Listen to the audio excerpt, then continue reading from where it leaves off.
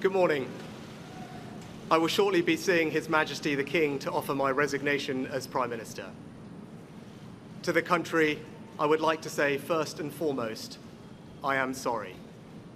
I have given this job my all, but you have sent a clear signal that the government of the United Kingdom must change, and yours is the only judgment that matters.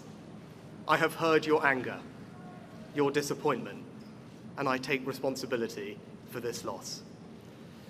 To all the Conservative candidates and campaigners who worked tirelessly but without success, I am sorry that we could not deliver what your efforts deserved. It pains me to think how many good colleagues who contributed so much to their communities and our country will now no longer sit in the House of Commons. I thank them for their hard work and their service. Following this result, I will step down as party leader, not immediately, but once the formal arrangements for selecting my successor are in place. It is important that after 14 years in government, the Conservative Party rebuilds, but also that it takes up its crucial role in opposition professionally and effectively. When I first stood here as your Prime Minister, I told you the most important task I had was to return stability to our economy. Inflation is back to target, mortgage rates are falling, and growth has returned.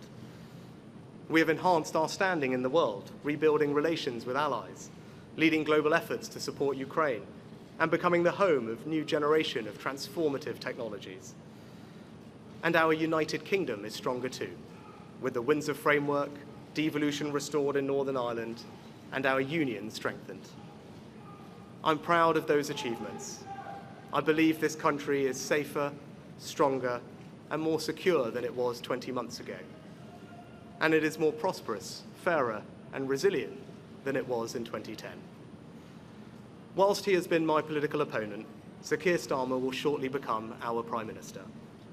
In this job, his successors will be all our successors, and I wish him and his family well.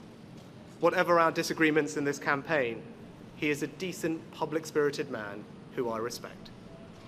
He and his family deserve the very best of our understanding as they make the huge transition to their new lives behind this door, and as he grapples with this most demanding of jobs in an increasingly unstable world.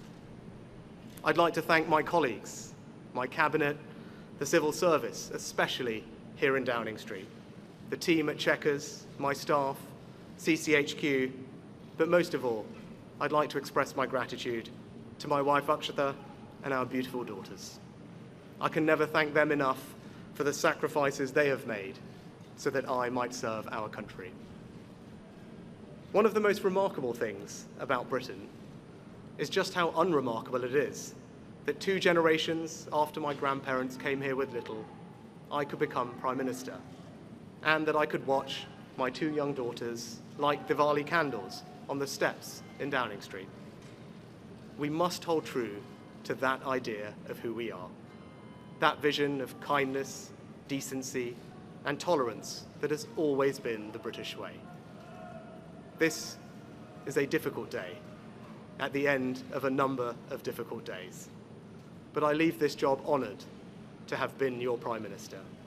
This is the best country in the world, and it is thanks entirely to you, the British people, the true source of all our achievements, our strengths, and our greatness.